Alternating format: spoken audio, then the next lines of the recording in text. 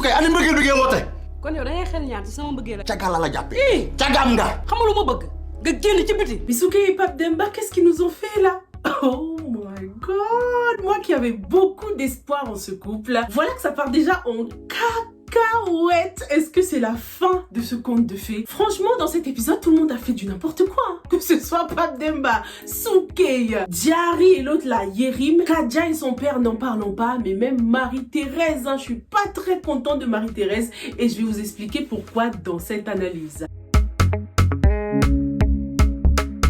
Si c'est la première fois que tu débarques sur cette chaîne, surtout abonne-toi et active la cloche. Hein. Moi c'est Sylvia et ici je fais des revues et des analyses de films et séries afro. Donc si ce genre de vidéo t'intéresse, si tu aimes parler de tes séries préférées, tu es au bon endroit. N'hésite pas à t'abonner et à liker cette vidéo pour m'encourager, ok? C'est parti les amis, on va commencer avec Pape Demba et Souké. Hein. Comme je le disais dans l'introduction, j'avais beaucoup d'espoir en Pape Demba et Souké, même si certains d'entre vous ne partageaient pas mon avis quoi. J'ai d'ailleurs reçu un commentaire d'une personne qui me disait que le couple Pape Demba Souké, la personne was not feeling it. Hein. Cette personne préfère que Souké reste avec Django parce qu'ils vont mieux ensemble quoi. Dites-moi ce que vous en pensez. En tout cas, après cet épisode, je comprends tout à fait pourquoi certains d'entre vous partageraient ce point de vue. Cet épisode m'a même donné l'impression que Souké était dans le déni et qu'elle ressentait encore quelque chose pour Django. Dans les premiers épisodes, je vous expliquais comment j'avais l'impression qu'avec Souké,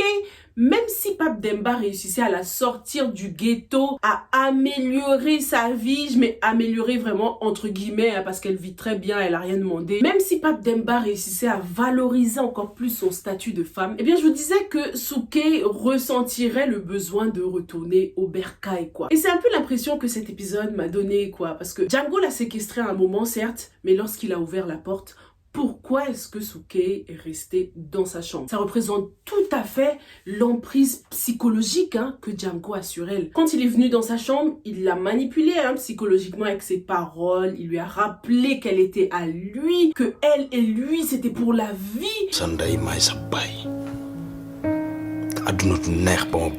a tellement tourné là-dedans que lorsqu'il a ouvert la porte, bah elle est restée dans la chambre quoi. Moi ça m'a choqué. On pourrait trouver une explication pour le fait qu'elle n'ait pas appelé les secours parce que Souké c'est une femme forte, elle sait se défendre toute seule. Elle n'a pas peur de Django, hein. Elle le frappe, elle répond tout le temps lorsqu'il lui parle. Mais Django a encore clairement de l'emprise sur elle quoi. Lorsqu'il a mis la clé dans son pantalon là... À un moment, j'ai eu des doutes, hein. Je me suis dit, ah, Souké, elle va aller le chercher ou quoi? Parce que la scène devenait un peu longue, là. Il se lançait des regards. Je me suis dit, oh my goodness, ça va mal se terminer, tout ça. Souké va se dire, bon, bah, j'ai pas le choix. Gotta do what I gotta do. Ah non, j'ai flippé pour Pape Demba. Mais ce qui est malheureux dans tout ça, c'est qu'à cause de Django, Souké a maintenant une mauvaise réputation, hein, auprès de Rama. Bon, même si elle ne l'aimait pas anyway, cette invitation était quand même l'occasion de lui donner une chance, tu vois. Et maintenant, elle a foiré sa chance. Ak li ma togg nii yëpp pour rien du tout mais at least sax mënoon na woote pour décommander. No respect for me. Souké est definitely sur la liste noire de Rama. Alors là, c'est mort là les gars. Revenez un peu sur Django, hein, le fautif là. Eh bien, je sais pas vous, mais moi j'arrive pas à détester Django. C'est un sale type pourri, mais je suis grave attachée à son histoire en fait. Et c'est l'un des pouvoirs de cette série, hein, nous mettre du côté des méchants de l'histoire. Faisons très attention en regardant Emprise parce que parfois, sans s'en rendre compte, on cautionne la cruauté parfois parce que Django c'est un sale type, Rama c'est une mauvaise mère. Tous les méchants là, on les aime bien. C'est pas un peu bizarre? Et au contraire, bizarrement, on victimise les gentils. Ndiaga par exemple, très bon acteur, hein, soit dit en passant. Lui, bon, son personnage a évolué hein, depuis le début de la série. Du coup, je sais même plus où le mettre, gentil ou méchant Ndiaga. Dites-moi dans les commentaires si vous pensez que Ndiaga c'est un gentil de l'histoire ou bien un méchant. Commentez juste gentil ou méchant quoi. Depuis l'histoire de la langue, Ndiaga a un peu changé, tu vois.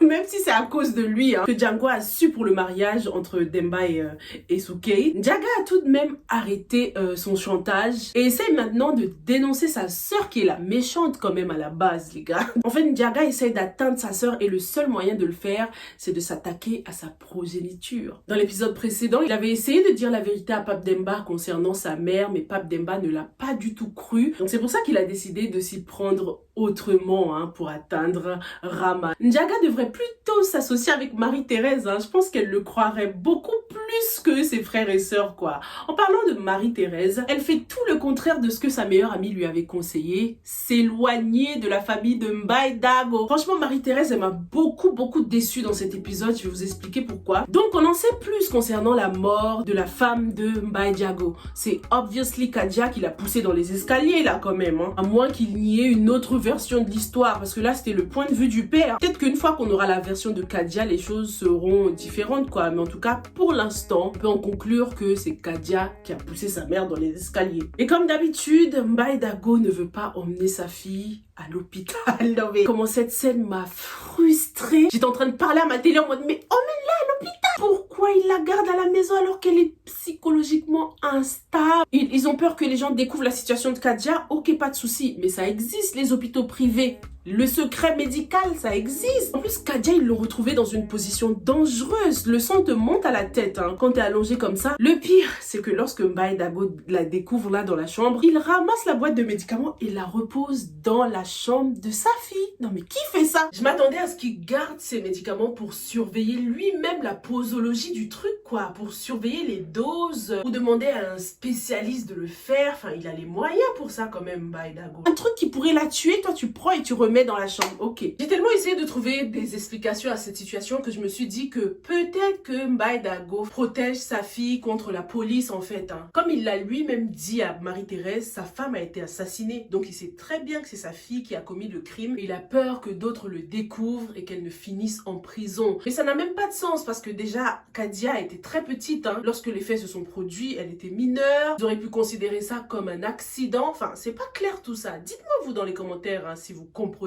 la réaction de Mbaye Dago. Même si on comprend que c'est une situation récurrente, que Kadia a l'habitude d'avoir des phases comme ça, on se rend compte quand même que Mbaye Dago ne lui procure pas les premiers soins. Lui faire un lavage d'estomac pour qu'elle vomisse tout ce qu'elle vient d'avaler, enfin, il ne s'en occupe pas bien du tout. Et franchement, il faut que la production nous donne plus de détails. Il faut vraiment une raison solide pour expliquer le fait qu'il ne veuille pas l'emmener à l'hôpital ou bien ramener un médecin à la maison, quoi, tout simplement. Mbaye Dago néglige la santé mentale de sa fille et sa situation s'aggrave parce qu'elle ne reconnaissait même plus Marie-Thérèse. Elle va finir par ne plus reconnaître son père aussi. D'ailleurs, j'ai trouvé ça bizarre qu'elle ne reconnaisse pas Marie-Thérèse mais qu'elle reconnaisse son père. Mais bon, c'est psychologique de toute façon tout ça. Kadia a la mémoire sélective. Dans cet épisode, on se rend compte que Kadia a l'intention de s'en prendre à l'entreprise de son père. Elle a fait un complot avec l'oncle Ben là pour qu'il puisse manipuler son père et le pousser à lui donner les rênes de l'entreprise. Ça nous pousse à se demander si Kadia aime réellement son père ou est-ce qu'elle est en train de faire semblant là? Parce que d'après le flashback, les derniers mots de sa mère, c'était un truc du genre ouais non viens avec moi, ton père c'est quelqu'un de mauvais, il est méchant. Sa mère disait à Mbaye Dago que c'était grâce à elle qu'il est devenu célèbre. Et Kadia était présente, elle a tout entendu, elle a entendu la dispute de ses parents. Est-ce qu'elle n'est pas en train de mélanger les choses? Elle essaye de s'accaparer de l'entreprise de son père pour venger sa mère, tu vois? Mbaye Dago devrait faire très attention à sa petite protégée. Parlons aussi de Uncle Ben les gars, l'oncle Ben là, ce pervers. Donc il a aidé Kadia pour l'entreprise en échange de rapports, d'une relation. Oncle Ben, il est aussi l'un des clients de Myriam, la meilleure amie de Marie-Thérèse. Du coup, ça m'a fait penser à la scène lorsque Kadia avait débarqué chez Myriam. Là, je me suis dit, en fait, elle doit savoir que Oncle Ben et Myriam se voient. Et c'est pour ça qu'elle s'était permise de venir chez elle comme ça alors qu'elles ne se connaissent même pas, quoi. Est-ce que vous pensez que Kadia serait capable d'accepter les avances de l'oncle Ben? Kadia, c'est quand même quelqu'un de maligne, de manipulatrice, donc je la vois vraiment mal faire ça, surtout qu'en plus j'ai l'impression qu'elle n'est jamais sortie avec personne, quoi, qu'elle est encore un peu naïve sur le plan amoureux. C'est pas une experte comme Myriam, donc je la vois vraiment mal faire ça. Kadia, c'est un personnage très contradictoire parfois, que ce soit en ce qui concerne son père, parce que maintenant on sait plus trop si elle l'aime ou si elle essaye de se venger, ou en ce qui concerne Marie-Thérèse, qu'elle déteste à la base, mais qu'elle n'a pas hésité à appeler dès qu'elle était dans le besoin, quoi, alors que son père était quand même dans la maison. La première personne qu'elle a pensé à appeler, c'était Marie-Thérèse. Mais depuis quand? Comment est-ce qu'on doit interpréter ça? Est-ce que c'était dans le but de nuire à son père, tu vois, pour que Marie-Thérèse découvre le côté sombre de Mbaye Dago? Ou est-ce que ça veut tout simplement dire que Kadia a besoin d'une présence féminine à ses côtés? Je comprends vraiment pas, parce que juste après la phase, elle était là en train de menacer Marie-Thérèse. T'as pas intérêt à dire ça à qui que ce soit, donc what? What's going on là? Parlons maintenant de Marie-Thérèse, les gars. Ah non, non, non, je suis pas contente là, Marie-Thérèse. Marie-Thérèse a donc vu le côté obscur de cette famille. Moi, j'assiste à un truc comme ça, je commence à faire des matchs. Je commence à penser à tout ce que ma meilleure amie m'avait dit, tous les comportements chelous que j'avais remarqués. Et je me bats. C'est pas normal qu'un père ne veuille pas emmener sa fille à l'hôpital alors qu'elle est en danger de mort. Marie-Thérèse est quand même entrée dans l'intimité de Kadia, hein, dans sa chambre. Et je trouve ça tellement dommage qu'elle n'ait pas remarqué la décoration d'adolescent là. Parce que c'est pas une déco d'une femme de son âge. Donc Marie-Thérèse aurait pu remarquer quand même qu'il y avait quelque chose de chelou. Mais bon, malgré tout ça, on se rend compte que Marie-Thérèse est restée aux côtés de cette famille pour essayer de les aider, de les soutenir. Elle est restée aux côtés de cet homme, cet étranger. Elle a décidé de mieux le comprendre que sa propre mère. Sa propre mère qui fait tout pour la protéger. Même si elle lui cache des vérités, c'est toujours pour son bien, quoi. Dès que Kadia l'a appelée, Marie-Thérèse a couru pour aller l'aider alors qu'elle n'est jamais présente pour sa propre famille. Elle est toujours dehors, dans sa bulle. Elle n'est jamais là, hein, que ce soit pour sa famille ou ses amis. Même si Myriam, c'est pas la meilleure des amies, elle essaie toujours de rendre service à Marie-Thérèse, quoi. Mais jusqu'ici, qu'est-ce que Marie-Thérèse a fait pour Myriam à part squatter chez elle? Alioune, n'en parlons pas. Même si elle le kiffe pas, elle pourrait être là pour lui de temps en temps, quoi. Marie-Thérèse est très superficielle avec ses amis et même avec sa famille. Elle n'essaie pas de développer des rapports solides, un peu plus profonds. Alors qu'avec la famille de Mba et Dago, elle leur tend l'oreille, elle est toujours à l'écoute. T'as envie de lui dire, mais va parler avec ta mère au lieu d'essayer de régler les problèmes des autres, quoi. Peut-être que ça ne ressemble pas à Kadia, hein, de coucher avec des hommes, mais ça ne lui ressemblait pas non plus à Diary, hein, de coucher avec le meilleur ami de son ex-fiancé. Mais comme on dit, hein, ce qui est fait est fait. À la 3e minute, hein, 3 minutes et 43 secondes, Diary accuse Yerim d'être un sale porc qui a profité de sa faiblesse.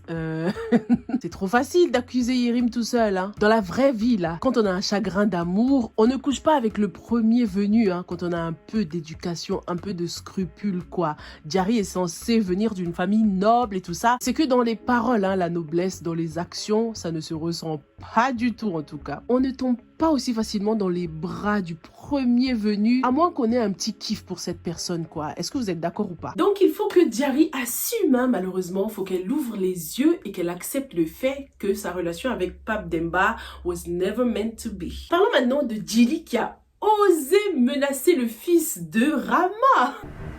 Parce que yow fi mu ne nii sama doom ngay menacé sama Pape Demba ngay menacé. D'ailleurs, merci à tous ceux qui m'ont confirmé que Djily faisait bien référence à Pape Demba, hein, dans l'épisode précédent, là, lorsque la mafia a débarqué. Faut vraiment que j'arrête d'associer Alioune à Pape Demba. Je sais pas pourquoi. J'ai tellement envie qu'ils soient liés là, alors que non, non, pas du tout. Djily est donc sous pression parce que Pape Demba avait refusé de signer ce fameux contrat là. La tension est montée entre les deux amants. Une fois de plus, cette scène nous prouve que Rama protégera ses enfants no matter what. Quitte à mettre son amour pour un homme de côté. Comme quoi, elle a quand même des points communs avec Awa, la mère de Diary là. J'ai beaucoup aimé cette scène parce que c'était un beau parallèle avec la scène dans l'épisode précédent lorsque Rama était venu voir Djily chez lui, quoi. Dans les deux scènes, ils ont été sincères l'un envers l'autre, hein. Ils se sont dit des vérités. Sauf que cette scène-là était beaucoup plus dynamique parce qu'ils étaient debout, hein. Ça a augmenté même la tension dans la scène. Contrairement à l'épisode précédent où on nous montre Rama qui vient voir Djily chez lui. Rama, exil. Cette fois-ci, c'est Djily qui était obligé de foutre le camp. ci biti génnal sama kër. C'est un joli parallèle, hein, très subtil. Qu'est-ce qui nous attend pour la suite, les gars? On a vu que Pape Demba a voulu défendre son amour, jouer au gros bras et il s'est fait kidnapper. Le pire, c'est que Souké et lui se sont quittés en mauvais termes, hein. Est-ce que c'est Ndiaga qui l'a kidnappé comme ça? Rama lui a chargé de protéger Pape Demba, donc ça se trouve c'est lui. Ou peut-être que c'est Django, hein, les gars. Sûrement ses hommes, hein, ou bien lui-même, peut-être qu'il est resté à côté, hein. Django, il est toujours dans les parages de toute façon, hein, dans ce quartier. Que va-t-il se passer? Est-ce qu'il va donner un ultimatum à Pape Demba? T'as intérêt à quitter ma meuf, sinon la prochaine fois c'est la mort pour toi. Dis-moi dans les commentaires ce que l'avenir réserve pour Pape Demba et on se retrouve très bientôt dans la prochaine, ok? Stay safe and stay blessed.